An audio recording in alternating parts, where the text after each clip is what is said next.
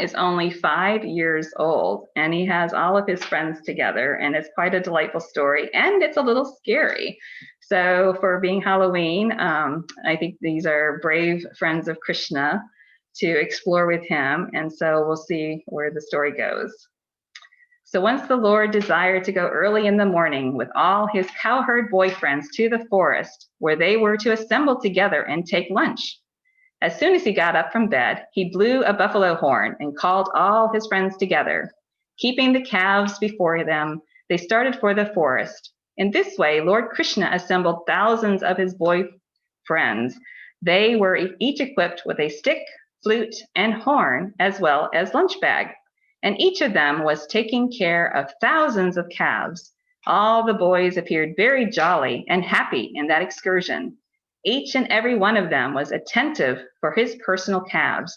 The boys were fully decorated with various kinds of golden ornaments, and out of sporting propensities, they began to pick up flowers, leaves, twigs, peacock feathers, and red clay from different places in the forest. And they began to dress themselves in different ways. While passing through the forest, one boy stole another boy's lunch and passed it to a third. And when the boy whose lunch package was stolen came to know of it, he tried to take it back. But one threw it to another boy. This sportive playing went on amongst the boys as childhood pastimes. When Lord Krishna went ahead to a distant place in order to see some specific scenery, the boys behind him tried to run to catch up and be the first to touch him. So there was a great competition. One would say, "I will go there and touch Krishna." And another would say, "Oh, you cannot go. I will touch Krishna first." Some of them played on their flutes or vibrated bugles made of buffalo horn. Some of them gladly followed the peacocks and imitated the onomatopoetic sounds of the cuckoo. While the birds were flying in the sky and the boys ran after the birds' shadows along the ground and tried to follow their exact courses, some of them went to the monkeys and silently sat down by them, and some of them imitated the dancing of the peacocks. Some of them caught the tails of the monkeys and played with them. And when the monkeys jumped in a tree, the boys also followed. When a monkey showed its face and teeth, a boy imitated and showed his teeth to the monkey. Some of the boys played with the frogs on the bank of the Yamuna. And when, out of fear, the frogs jumped in the water, the boys immediately drove in after them. And they would come out of the water when they saw their own shadows and stand imitating, making caricatures and laughing. They would also go to an empty well and make loud sounds, and when the echo came back, they would call it ill names and laugh. Lakshmi Priya, would you like to start? As stated personally by the Supreme Personality of Godhead in the Bhagavad Gita, he is realized proportionately by transcendentalists as Brahman, Paramatma, and the Supreme Personality of Godhead. Here, in confirmation of the same statement, Lord Krishna, who awards the impersonalist Brahman realization by his bodily effulgence, also gives pleasure to the devotees of the Supreme Personality of Godhead. Those who are under the spell of external energy Maya take him only as a beautiful child. Yet he gave full transcendental pleasure to the cowherd boys who played with him. Only after accumulating heaps of pious activities, those boys were promoted to personally associate with the Supreme Personality of Godhead. Who can estimate the transcendental fortune of the residents of Vrindavan? They were personally visualizing the Supreme Personality of Godhead face to face. He whom many yogis cannot find even after undergoing severe austerities. Although he's sitting with the heart. This is also confirmed in the Brahma Samhita. One may search for Krishna, the Supreme Personality of Godhead, through the pages of the Vedas and Upanishads. But if one is fortunate enough to associate with the devotee, he can see the Supreme Personality of Godhead face to face. After accumulating pious activities in many, many previous lives, the cowherd boys were seeing Krishna face to face and playing with him as friends. They could not understand that Krishna's Supreme Personality of Godhead, but they were playing as intimate friends with intense love for him.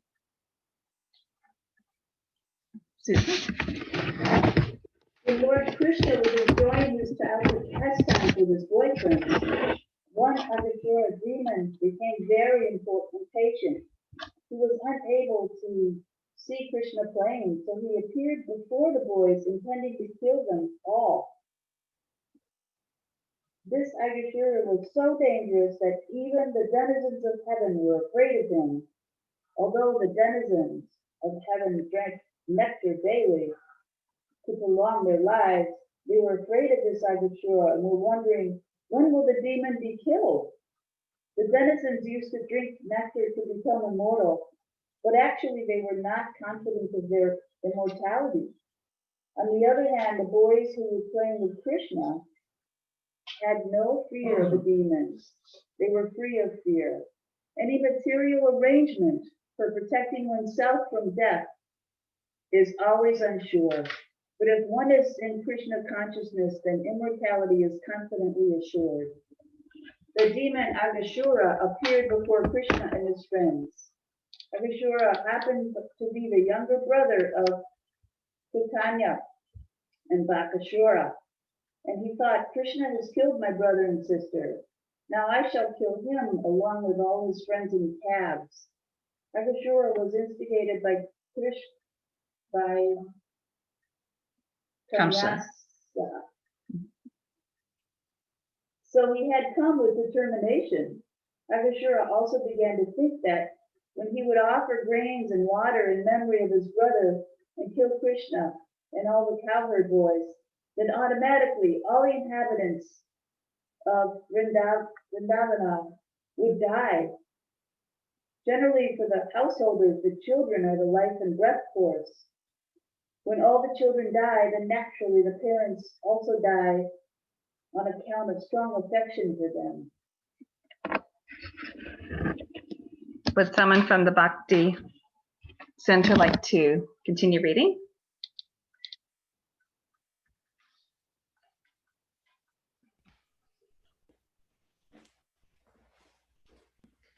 Aghasura, thus deciding to kill all the inhabitants of Vrindavan, expanded himself by the yogic siddhi called Mahima. The demons are generally expert in achieving almost all kinds of mystic powers. In the yoga system, by the perfection called Mahima siddhi, one can expand himself as he desires. The demon Aghasura expanded himself up to 8 miles and assumed the shape of a very fat serpent. Having attained this wonderful body, he stretched his mouth open just like a mountain cave. Desiring to swallow all the boys at once, including Krishna and Balaram, he sat on the path. The demon, in the shape of a big fat serpent, expanded his lips from land to sky. His lower lip was touching the ground, and his upper lip was touching the clouds. His jaws appeared like a big mountain cave, without limitation, and his teeth appeared just like mountain summits.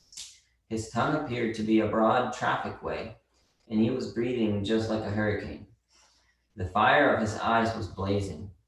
At first the boys thought that the demon was a statue, but after examining it, they saw that it was more like a big serpent lying down in the road and widening his mouth.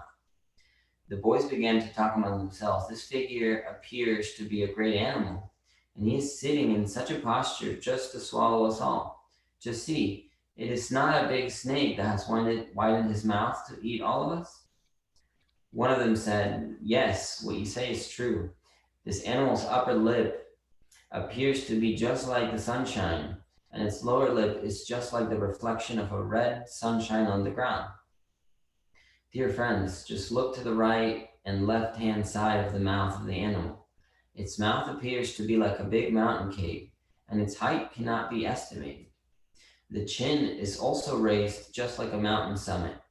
That long highway appears to be its tongue, and inside the mouth, it is as dark as in the mountain cave.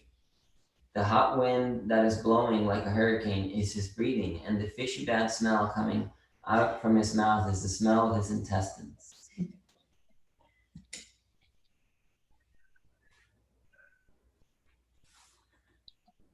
Then they further consulted amongst themselves. If we all at one time entered into the mouth of this great serpent, how could it possibly swallow all of us? And even if it were to swallow all of us at once, it could not swallow Krishna. Krishna will immediately kill him, as he did Bakasura. Talking in this way, all the boys looked at the beautiful lotus-like face of Krishna, and they began to clap and smile. And so they marched forward and entered the mouth of the gigantic serpent. Woo! Krishna, who was the super soul within everyone's heart, could understand that the big statuesque figure was a demon. While he was planning how to stop the destruction of his intimate friends, all the boys, along with their cows and calves, entered the mouth of the serpent. But Krishna did not enter. The demon was waiting Krishna's entrance, and he was thinking, "Everyone has entered except Krishna, who has killed my brothers and sisters."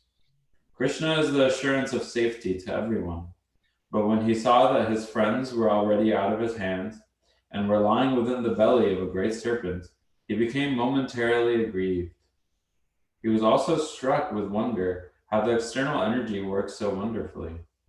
He then began to consider how the demons should be killed and how he could save the little boys and cows. Although there was no factual concern on Krishna's part, he was thinking like that.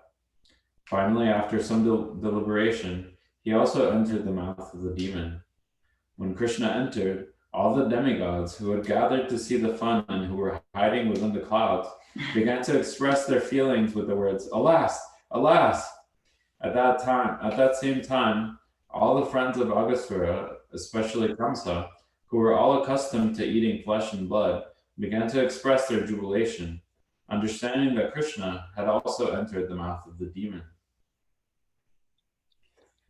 While the demon was trying to smash Krishna and his companions, Krishna heard the demigods crying, "Alas, alas!" and he immediately began to expand himself within the throat of the demon. Although he had a gigantic body, the demon choked by the expanding of Krishna. His big eyes moved violently, and he quickly suffocated. His life air could not come out from any source, and ultimately it burst out of a hole in the upper part of his skull. Thus his life air passed off. After the demon dropped dead, Krishna, with his transcendental glance alone, brought all the boys and calves back to consciousness and came with them out of the mouth of the demon.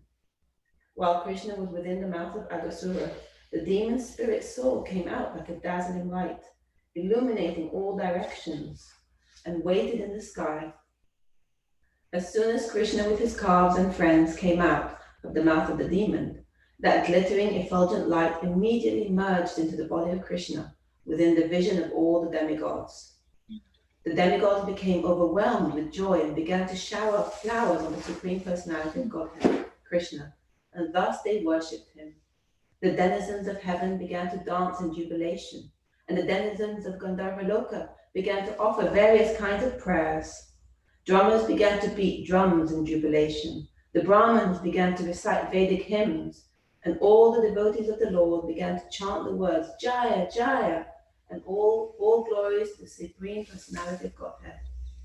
When Lord Brahma heard those auspicious vibrations which sounded throughout the higher planetary systems, he immediately came down to see what had happened. He saw that the demon was killed, and he was struck with wonder at the uncommon glorious pastimes of the Personality of Godhead. The gigantic mouth of the demon remained in an open position for many days and gradually dried up. It remained a spot of pleasure pastime for all the cowherd boys. The killing of Aghasura took place when Krishna and all his boyfriends were under 5 years old. Children under 5 years old are called Kaumara. After 5 years up to the 10th year, they're called Pauganda. And after the 10th year up to the 15th year, they're called Kaishura. After the 15th year, boys are called youths. So for 1 year, there was no discussion of the incident of the Aghasura demon in the village of Raja. But when they attained their 6th year, they informed their parents of the incident with great wonder. The reason for this will be clear in the next chapter. For Sri Krishna is the Supreme Personality of Godhead, who is far greater than such demigods as Lord Brahma. It is not at all difficult to award one the opportunity of merging with his eternal body. This he awarded to Aghasura. Aghasura was certainly the most sinful living entity, and it is not possible for the sinful to merge into the existence of the absolute truth. But in this particular case, because Krishna entered into Aghasura's body, the demon became fully cleansed of all sinful reaction. Persons constantly thinking of the eternal form of the Lord in the shape of the deity or in the shape of a mental form are awarded the transcendental goal of entering into the kingdom of God and associating with the Supreme Personality of Godhead. So we can just imagine the elevated position of someone like Aghasura, into whose body the Supreme Personality of Godhead, Krishna, personally entered. Great sages, meditators, and devotees constantly keep the form of the Lord within the heart, or they see the deity form of the Lord in the temples. In that way, they become liberated from all material contamination, and at the end of the body, enter into the kingdom of God. This perfection is possible simply by keeping the form of the Lord within the mind. But in the case of Aghasura, the Supreme Personality of Godhead personally entered. Aghasura's position was therefore greater than the ordinary devotees or the great yogis. Maharaj Parikshit was engaged in having the transcendental pastime of Lord Krishna, in hearing the transcendental pastime of Lord Krishna, who saved the life of Maharaj Parikshit while he was in the womb of his mother, became more and more interested to hear about him. And thus he questioned sage Shukadev Goswami, who was reciting Srimad Bhagavatam before the king. King Parikshit was a bit astonished to understand that the killing of the Aghasura demon was not discussed for 1 year until after the boys attained the Poganda age. Maharaj Parikshit was very acquisitive to learn this, for he was sure that such an incident was due to the working of Krishna's different energies. Generally, the Kshatriyas, or the administrative class, are always busy with their political affairs, and they have very little chance to hear about the transcendental pastimes of Lord Krishna. But while Maharaj Parikshit was hearing these transcendental pastimes, he considered himself to be very fortunate because he was hearing from Shukadev Goswami, the great authority on the Srimad Bhagavatam. Thus, being requested by Maharaj Parikshit, Shukadev Goswami continued to speak about the transcendental pastimes of Lord Krishna in a matter of his form, quality, fame, and paraphernalia. Thus ends the Bhaktivedanta purport of the 12th chapter of Krishna, the killing of the Aghasura demon. Krishna. How do I end this? Stop sharing the video. Thank you so much for joining me in the wonderful story of the killing of the demon Aghasura. Hare Krishna.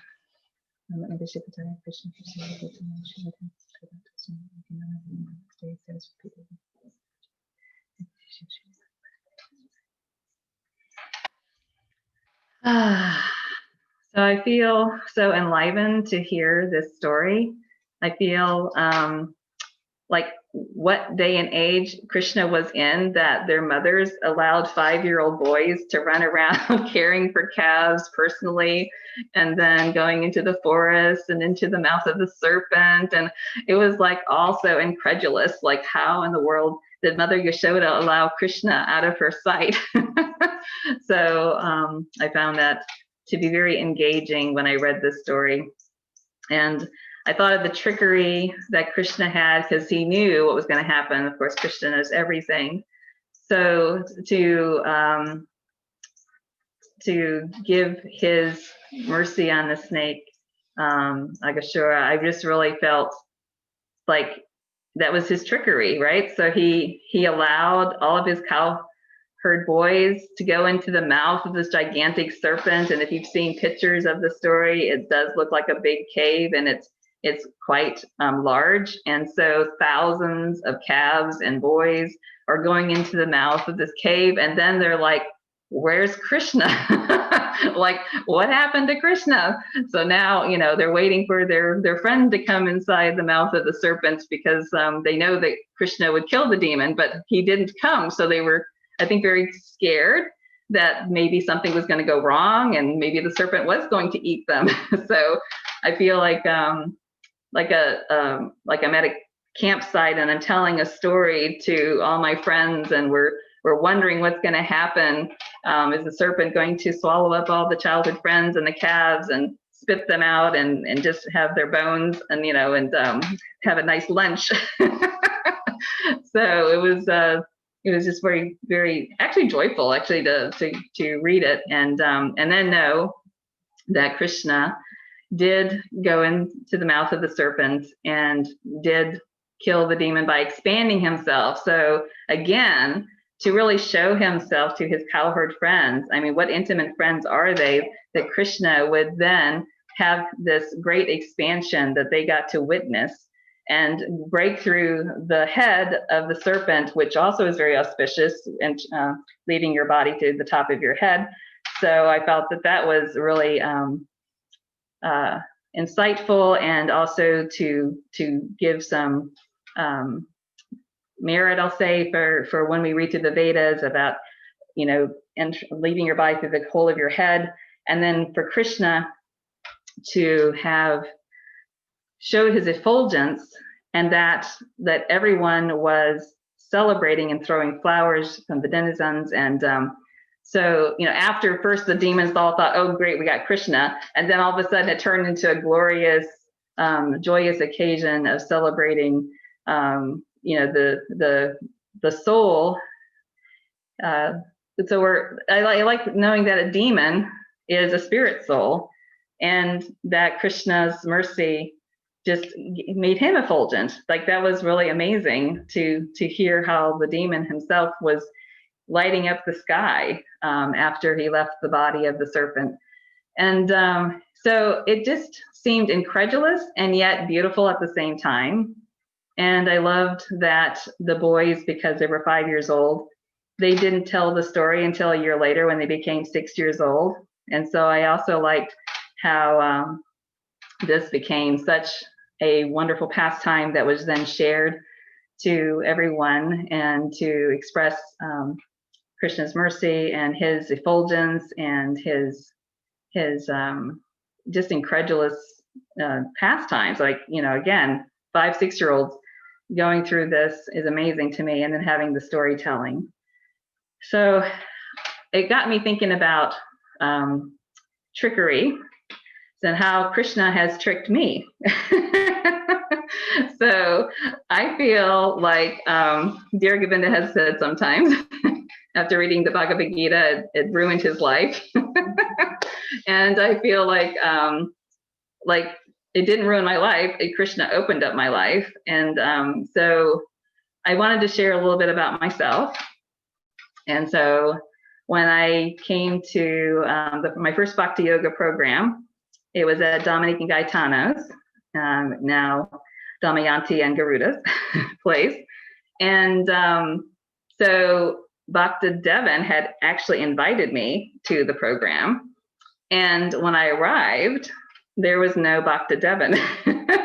So first Krishna tricked me to go, because my friend was supposed to be meeting me at this special occasion. And it was in December, so it was around the holidays.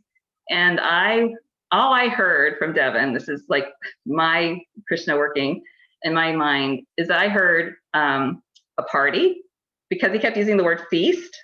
And he kept saying, like, if you have children, there's daycare. So I'm thinking, well, this is a cool party because they provide childcare and they're going to have this wonderful food. And we talked about meditation practices. And so part of me was to explore what kind of meditation practice Devin was practicing. So I get there and I'm like, I don't know what I just entered into.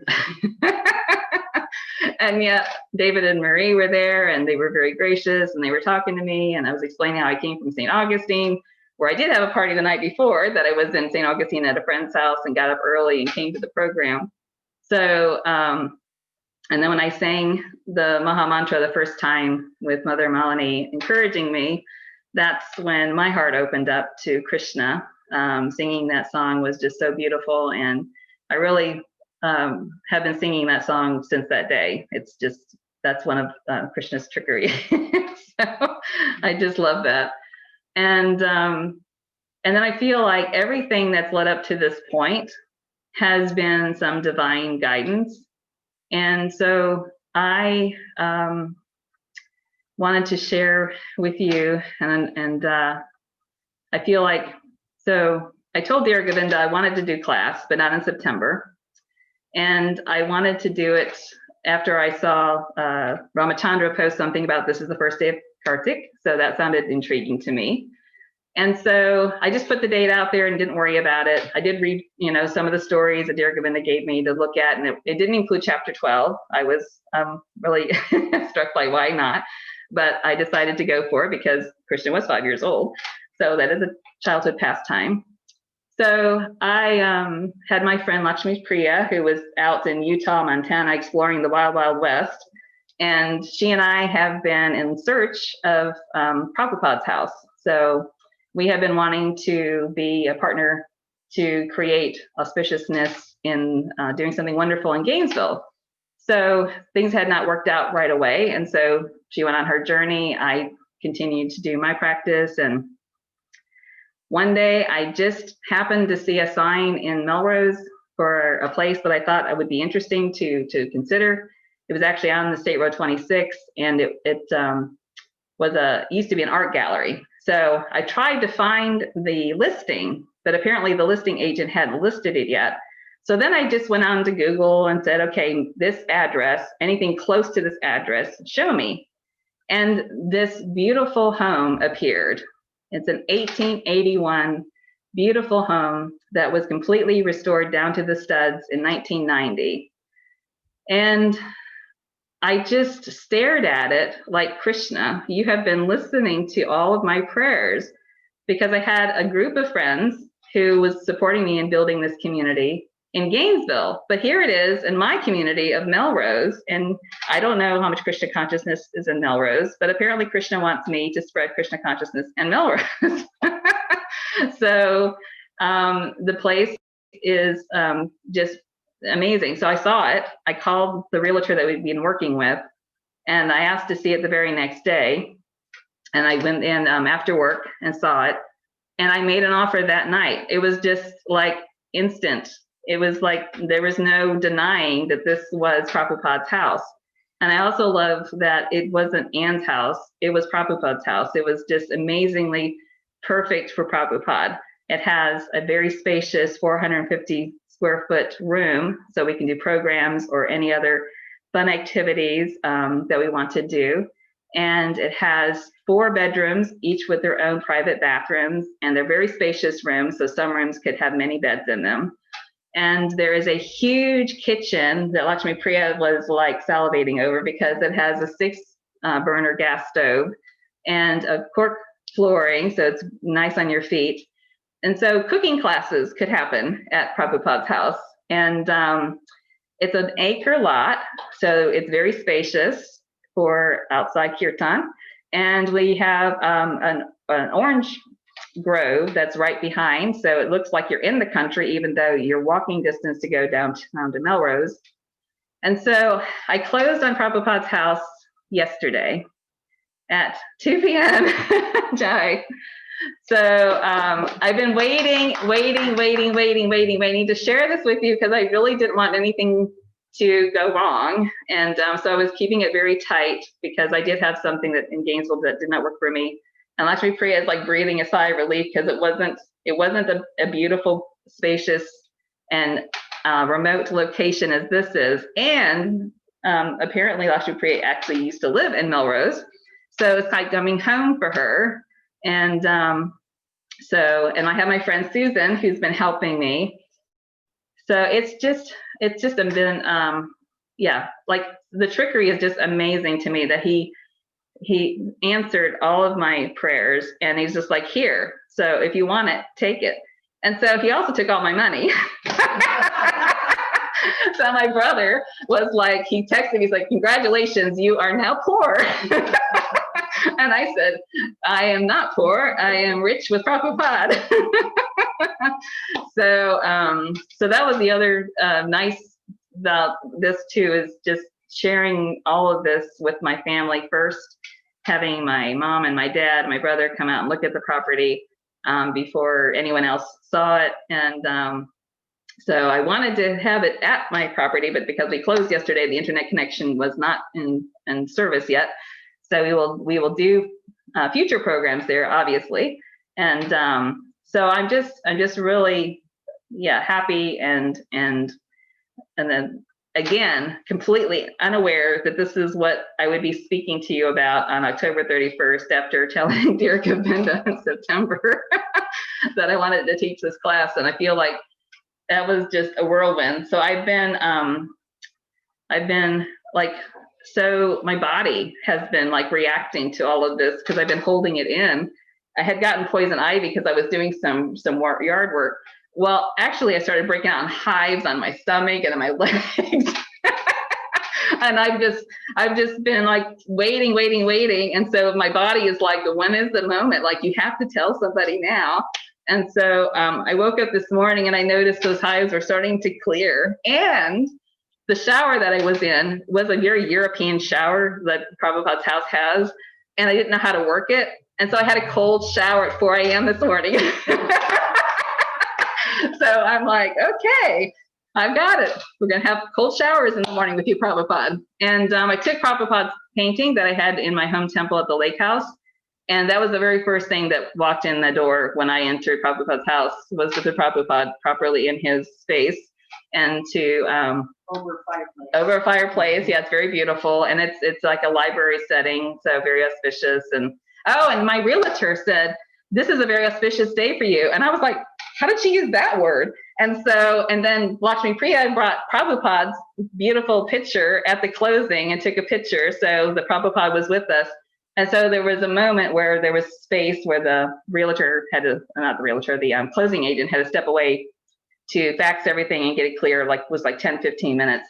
So the realtor started asking questions. So Lakshmi Priya was explaining that this is not Hinduism, this is Vaishnav, and this is our spiritual master Prabhupada. And she actually had heard of Prabhupada. And we were talking about when he left his body in 1977. And so we were having this wonderful conversation. And then the seller's agent came in, and then he's like, who's this guy? And we're like, this is Prabhupada. And so it was just like, it's just so, I mean, if I would have told you 5-6 years ago that I was going to have a Prabhupada house in Melrose and going to bring Krishna consciousness to this community, I would have laughed at myself and said, you're crazy. And what I also loved is that we saw the farmer's market. So it was like 6 o'clock, they closed at 7. And so we hadn't eaten. And so we ran there, and there was a plant food-based vendor who made these beautiful meals. And so we had a nice talk with him. He's starting an eco farm in Keystone Heights. So like, it's already starting. It's like already these little, like, we're talking about how we want to get involved in the community and maybe have space there at the farmer's market. And we got all sorts of nice vegetables and fruits. What's that? Oh, and the neighbors walked by with their dogs. And so we introduced ourselves and said, you know, and Susan said, we're going to be doing some Indian soft drumming. So she was like inviting them to come for some soft drumming. So I feel like there's just going to be so much possibility and just really beautiful entrance into this community. It's very artistic, and I think people are open to coming to the property. We're really close by. So like every first Friday of the month, there's an art walk. And so I can just see how we could do Sankirtan, and then like people that want to follow us back to the house, you know, we could give them more information or invite them to the programs maybe happening tomorrow morning, you know, on Saturday or Sunday. So it just, I didn't think Melrose was for me. And like Prabhupada said differently, and Krishna said, hello, you're not getting the house in Gainesville, you're getting the house in Melrose. There's even a second seat for Krishna and a wraparound porch. Yeah. For yeah. social distancing. Yeah, so Susan is letting me know to share with you, because it is such a spacious home, there's a wraparound porch so we can open up the doors.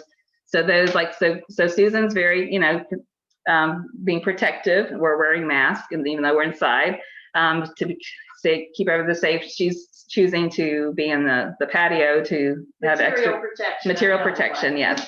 Yeah, but again, there's so much space, and we could be outside because now the weather is nice. There's no bugs, and it's a gorgeous property. There's lots of space to park. So yeah, so I will be announcing at location and an event soon. And I just wanted to express my gratitude to this community, because it's just like everything that led up to this. It feels like the Chinese bamboo tree that we talked about when we were talking about Stephen Covey's book. And so it just feels like everything from the last 5 to 6 years has led to this moment, and that it's just been, 2020 has just been an amazing year for me. I used to do my password as Sabatov Rocks 2020, which we did.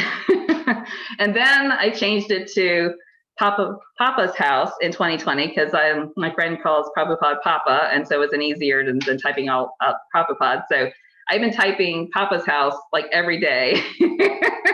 And so it's just been on my mind and in my prayers, and it just, and this happened so effortlessly. The house in Gainesville was going to be a lot of work, and it just wasn't working for a lot of different reasons.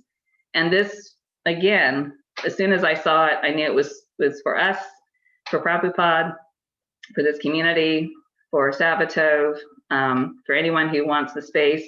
So George, Danielle, and Saraswati are coming out after the program, and they're going to explore and see. And again, we'll set a date in the near future, so that we'll have an open house and have a program there, so that you can see everything. So yes, so I just wanted to say I feel the most authentic being Anasuya. I feel the most authentic with my family. I feel the most authentic with you. I feel like there's just only bliss in serving Prabhupada, and that it's just been amazing. And so through Krishna's trickery, I'm finding joy, and I want to spread the joy in our community. And so if you have a need, a request, please reach out to me and let me know how you'd like to use the space, and we'll work through it together to create all sorts of auspicious activities at Prabhupada's house. Okay, Jai. All right. I'm happy to hear anything about the story too. I just got so entranced in my story, but if we'd like to go back to Krishna book, that's fine too. So I'm here to hear from you.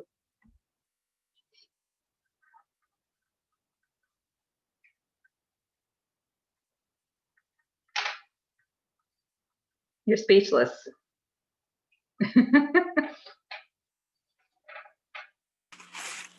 Hare Krishna, Anusa.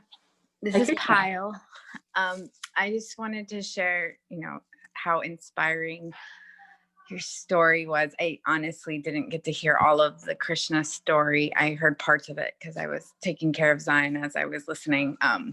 But I did appreciate hearing parts of that story and reflecting. I'm very grateful that you chose that story, because, with it being Halloween and having a child, and he right now, he's almost 2, and he keeps asking me to tell him stories. He every day he's like, tell me a story. He doesn't say tell me, he says story. And I've been telling him stories about going into the forest. And when you first started telling this story and you shared about how Krishna and his friends were going into the forest, I got so excited, and I wanted to hear more, because I was like, oh, I can share this with Zion. So I wanted to share my appreciation and gratitude for you finding this story to share. And I'm going to look it up so I can read it more, and then I can tell him about it, because part of my story that I share is about lions. And I imagine, a demon might be scary for him, but if the lion and Krishna are able to fight the demon, I think it'll be inspiring for him. So thank you for sharing. And I'm just moved by your sharing for Prabhupada's house. Just very, very happy for the whole process. Hare Krishna. Hi, Krishna Payal. Thank you so much. I'm so glad that this brought you joy of how you can share with Zion your story of Krishna through this killing of the demon Aghasura. So it's I think there's so much available to the entire family, and this seems like it's available to you to research and provide what he's desiring is to hear stories from you, and it can be based on the scriptures. And so that's so wonderful. And I'm glad that you're able to join this morning to get that inspiration.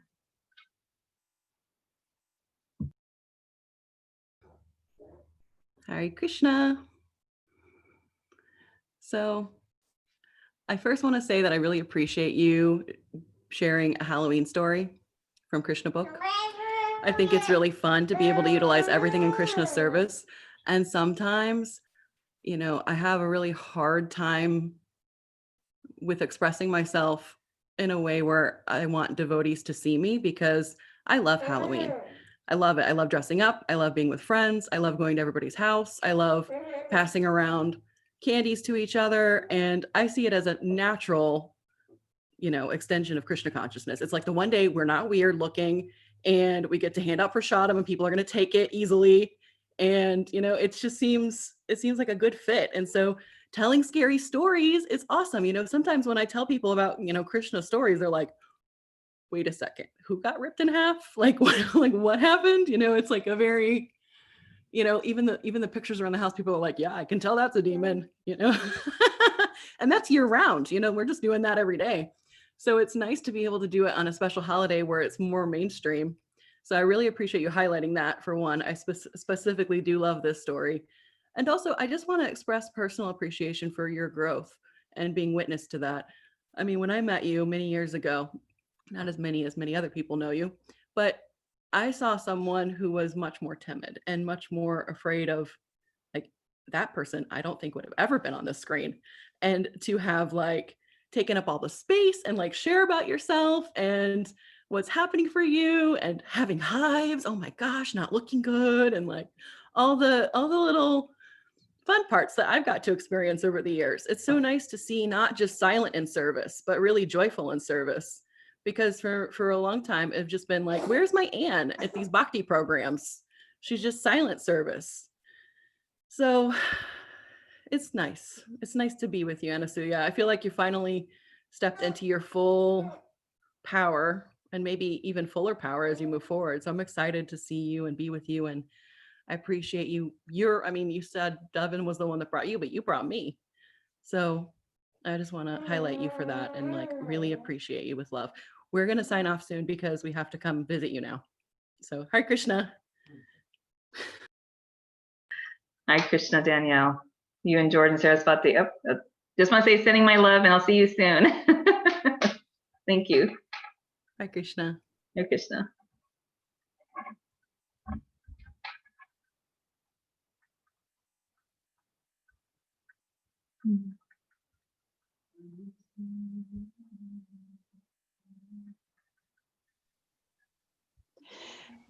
Hare Krishna. Hare Krishna.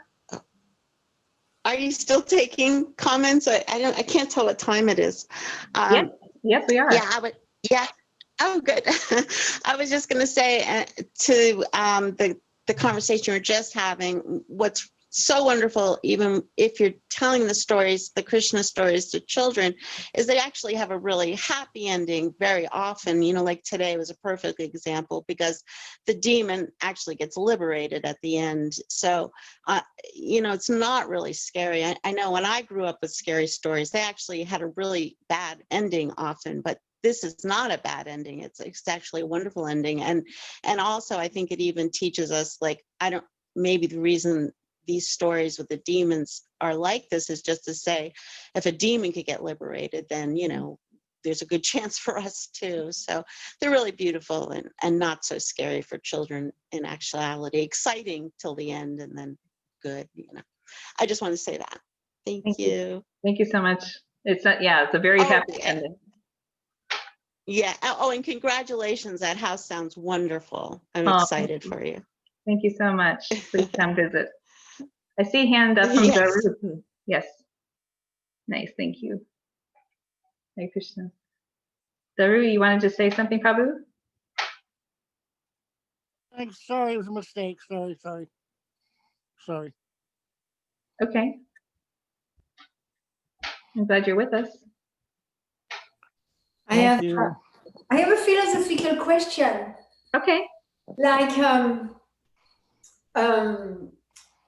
you know, as we were reading the Aghasura, and I was taking into our context and your mask and everything, and I was thinking, okay, so the coward boys, the way they think is that let's go for the danger. They are not afraid, but not only they are not afraid, they know there is danger. They know they could be killed and poisoned and, you know, like smashed by Aghasura. And they just think, oh, Krishna is going to protect us. Krishna is going to protect us. Let's go and see how Krishna kills that demons, like in a provocative kind of way. Like, okay, we and I was thinking, well, yeah, but do we want to do that? Like, okay, there is a coronavirus. Let me just live my life and even go next to people and see if Krishna protects me. And so I was just laughing at the coward boys mentality, and you know, what is it to take with me or with us, and what is not to be imitated, to find a balance there. Yeah, like the demigods and everybody is scared, like that. That's what I wanted to bring to the table to discuss. Thank you, Melanie. Yeah, you're really seeing how with Krishna there's nothing to fear, and how the cowherd boy friends were having you know, no fear of the serpent, and went just willingly and probably, you know, skipping along into the serpent's mouth with all the calves, and yeah, so you're looking at me all masked up and going, well, you know, this is 2020 and there's a coronavirus, and you know, so do I give complete trust in Krishna that it is what it is, and trust, and so yeah, there's something to look at, and also yeah, what the balance is for today's environment versus, you know, Krishna's story 5,000 years ago, and that trust. Yeah, you wanted to say more? Yeah, I think because the coward boys mentality is something for us not to imitate. Not to imitate. I'm going to drive like 200 miles an hour, and let's see if Krishna protects me, or you know, like that, or seeing danger and being reckless with danger, or just like, oh, let's see, because the coward boy, they go for the danger, and it's because they want to see Krishna kill the demons, and that's what they are going to really show. You know, like I'm looking at the possibility of taking that story and thinking, oh wow, okay, so I'm fearless and I do anything, but I don't believe that it will be a burden on Krishna. Like if I'm not responsible for myself, to protect myself. And in that situation, in some ways, it was a burden to Krishna, because Krishna, Prabhupada said two things. He said Krishna, he was concerned. He was concerned for his coward boys and the cow and all that. But of course, we know he wasn't. Now, there is the two also right there. So I was just thinking, okay, how do we apply that to our life to be fearless and at the same time not reckless, and not put Krishna in a place, you know, burden Krishna? Like that. That's what I'm thinking, and I'd like to hear from you. Yeah, I feel like it's time, place, and circumstance. And so what's the time, place, and circumstance in 2020 in our environment? And I very much appreciate you also not wanting to burden the Lord with unnecessary, you know, outbreak of more disease if we're not taking personal safety very seriously. And so for me, that very much hits home, because I have parents in the 80s.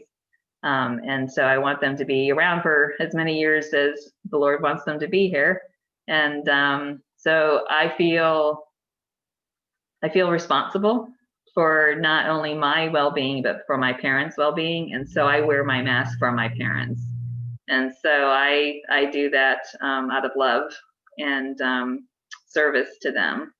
So yeah, I feel I feel, and then the not fearing is because I believe by protection, then we are serving the Lord and doing his work for Prabhupada in a healthy body. So I feel very comfortable with doing my service by wearing a mask. And it's again, time, place, and circumstance for what's true for each individual, and that's what's happening for me.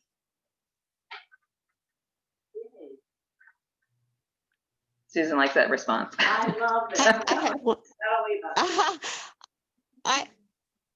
I have one more thought when you're talking, which is really interesting. Was yesterday I was reading a blog, a Christian blog, and it said that we should have so much trust in Krishna, no, in God. We should have so much trust in God that we're shocked when something goes wrong. And it was funny because it hit me as such an odd comment, because I could see goodness in it, and then I could see maybe there'd be some recklessness in it. And I didn't know exactly where I landed on it, but I heard it. And then when you are talking about this and the masks and the situation we're in, it kind of resonates. And I still am a little bit, don't know which way to go on that, but it was just interesting. That's all. Yeah, thank you, Kim. Yeah, it's very open with our different Christian leaders of whether or not service is still being performed in person, online, with mask, not mask. Some churches I've seen, they'll have stickers that you can say, "You can touch me," like usually a lot of people like to hug each other, when they're in the church in the sanctuary. Whether or not they will be practicing the social distancing and honor not to touch and to hug. And so I feel like, everyone's doing their best to honor the members of their church family. And so I feel like we're doing that with our church family. I call us our church family. And so when I go to Dear Govindas, I'm wearing a mask. So it's my choice, and that's what I like to do. Now, of course, I am going to take prasad, so sometimes the mask comes off when I'm eating. But I do it in a limited amount of time. So, but I really appreciate, Kim, that you are sharing, that just recently came up for you, and you're in the question of what's true for you. Hare Krishna. Hare Krishna. Thank you, Anasuya. Yes, it is said that a devotee engages their life. 4 things specifically. It's Bhagavatam. A devotee engages their life, their intelligence, their words, and their money. Money is included in those 4 things, and so I'm appreciating you for doing that. That you're engaging the resources that Krishna has given you through your sincere hard work. And so, but specifically, it's there in the Bhagavatam. Prabhupada talks about a lot. Life, resources, words, and intelligence. Prabhupada defines enthusiasm as endeavor executed with intelligence. So I'm just moved, inspired by your example, while you're engaging all 4 of those assets in Krishna service, in Prabhupada service. And also I'm reminded, related to the discussion, Malini's question, your comment, Kim sharing, this time and circumstance. I appreciate your response. And I'm reminded there's many pastimes with Srila Prabhupada where he just knew this was a house, this was a building, this was meant to be a Krishna temple. And I would say, I know for me, with my relationship with resources, and I think for most people, if we did what Prabhupada did, it would be seen as reckless. Because like in many cases, like there's no finances for this purchase, and Prabhupada, he would do it, and then Krishna would respond in ways we couldn't conceive to make it work in wonderful ways. And so I appreciate you're following, you're not imitating Prabhupada by being reckless, At the same time, you're following Prabhupada. Prabhupada, there's many pastimes where Prabhupada would purchase properties for Krishna, and he'd be so ecstatic to do that service. And so you're securing this beautiful 1 acre property in Melrose, and you're doing it for Krishna. You're doing it for Prabhupada. Prabhupada did it for Krishna. You're doing it for Prabhupada. That's one and different simultaneously. And so I appreciate you for this, and I'm inspired by you, and excited about the possibilities you're opening up for Prabhupada service. Hare Krishna. Hare Krishna. Thank you, dear Govinda Prabhu. Thank you. It really touches my heart.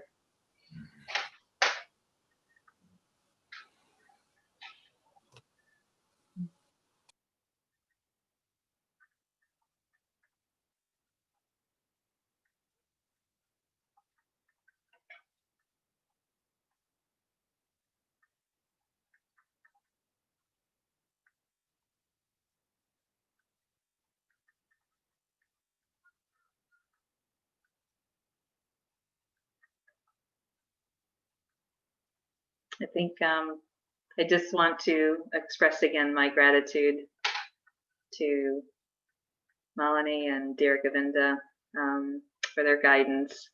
This has been a whirlwind year, advanced course, initiation, Prabhupada's house. It seems like a very full and rich year of living on purpose. And yeah, so I wanted to express my gratitude to my spiritual teachers that are here this morning with us. I feel very served and grateful for your service.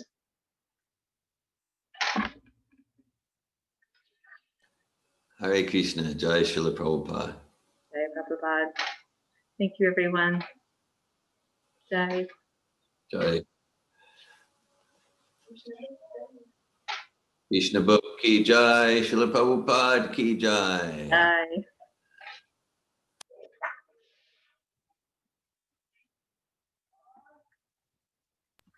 Hi Krishna, Anasuya, Haribol. Hare Have Krishna. a beautiful day at Prabhupada House.